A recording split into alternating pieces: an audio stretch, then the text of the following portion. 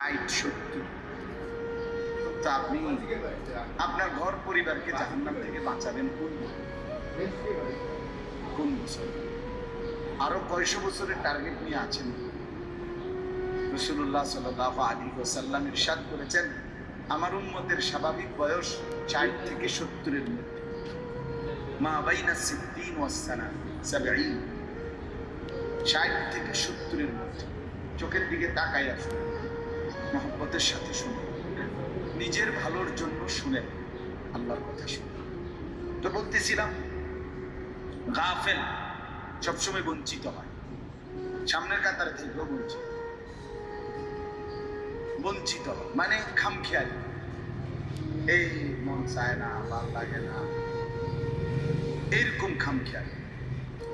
যেন প্রত্যেকটা মুসলমান, আল্লাহ তাআলা কোরআন কারীমে বারবার বলছে, গাফলত থেকে বাঁচো।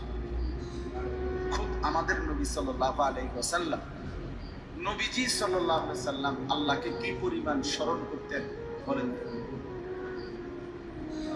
আম্মা জান আয়েশা রাদিয়াল্লাহু তাআলা আনহা বলেন, কানা রাসূলুল্লাহ সাল্লাল্লাহু আলাইহি ওয়াসাল্লাম ইয়াযকুরুল্লাহ ফি কুল্লি আহয়ান। রাসূলুল্লাহ সাল্লাল্লাহু আলাইহি ওয়াসাল্লাম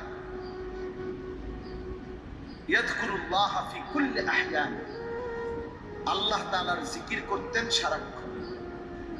আম্মা জান আয়েশা রাদিয়াল্লাহু তাআলা আনহা বলেন, সারাক্ষণ তিনি আল্লাহ তাআলার জিকির